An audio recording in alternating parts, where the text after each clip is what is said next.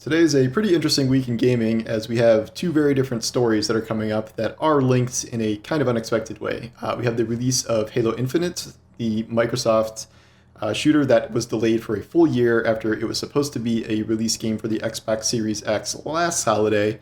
And then we have the 1 year anniversary of Cyberpunk 2077, a game that was delayed a few times before its release last year, and yet it came out and was badly unfinished. What this has produced is kind of a look at what happens when you delay a game and when you don't delay a game if both need some additional polishing. It was a big deal for Microsoft to delay Halo Infinite. That was supposed to be the flagship title for the Xbox Series X launch. It gave Microsoft effectively no big name exclusive games during that launch window for their brand new console, which was a deeply uncomfortable feeling. It also was at a time where there was a lot of bad buzz around the game because they had just shown off a campaign preview that looked pretty bad, and they were kind of roasted on the internet for it. So they made the decision a few months ahead of launch that not just that they were going to delay it, they were going to delay it an entire year. The end result of that is a release of Halo Infinite that looks like it is pretty much an unparalleled success in the current landscape. And that means both for the multiplayer and the campaign. Microsoft launched the multiplayer early, and that has gotten rave reviews from pretty much everyone that has played it. The game has run into some issues here and there with adapting to the free-to-play live service model, and yet the core combat feels very polished, which is what an extra year will do. And then we had the release of the campaign this week, which was the main thing that looked so terrible a year ago. Now it's been polished up to be getting a lot of pretty solid review scores, and it is landing on a lot of people's Game of the Year lists, if not their number one for some people.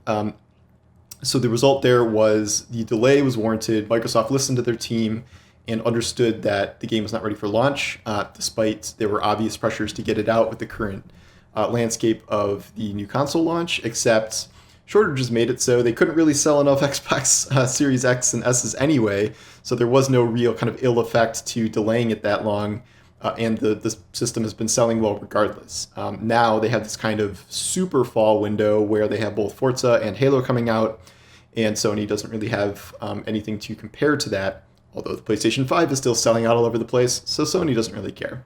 Cyberpunk is kind of the opposite case, and I think CDPR executives kind of got a little squirrely when the game had already been delayed for most of 2020. It was supposed to come out, I think, in April 2020, and then September 2020, and then it was delayed to December. So it had already undergone a number of delays. It had already been in production for years and years and years, and so they wanted to get it out there. Unfortunately, they did not listen to the pushback within their own company. The developers knew it wasn't ready and shipped it anyway and knew they would have to spend a lot of time fixing it. So what has happened there? Cyberpunk did sell extremely well right at launch. It sold 13 something million copies, which kind of dwarfed past sales for all CDPR games. However, the game is so problematic. They have spent a year, about a dozen patches and hot fixes, pretty much just fixing the game. Like, there was not really been much new content added, not really quality of life features. It is almost entirely bug fixes and making sure the game performs on lesser hardware, i.e. older consoles, as well as it does on PC.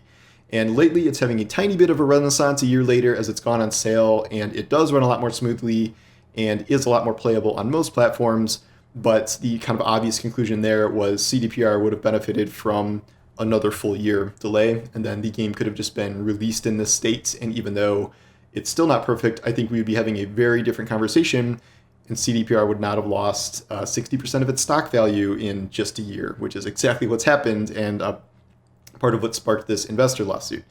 The investors are about to settle. CDPR is finished, quote unquote, with the kind of initial year of fixes of the game, and they are moving into actual new content now, but they have a long way to come back, both in terms of player trust and getting the game kind of where people wanted it to be at launch. Whereas Halo Infinite, with its year delay, yes, it had some rough times and rough headlines a year ago when the delay was announced, and the state of the project was kind of in chaos, and the development's been prepared to other kind of high-profile failed projects like Anthem in terms of how chaotic it was, and yet the final product is very good. It's a success, and they did a great job with it, even though they had to kind of delay it massively and kind of freestyle things a bit towards the end there. And they have now laid a foundation for what is going to be a long, long road of future Halo updates for this entire generation, both in terms of single player and multiplayer. So when in doubt, delay your game. Investors might not love it, but if you don't delay your game and release it broken, they might sue you. So the safe bet is always to delay. Players don't mind, players get used to it, and you shouldn't listen to pressure from your own executive team or from investors, because that has a way of just backfiring on you completely. So we will see what the next year holds for both of these games, but now it's definitely a good time to jump into Halo.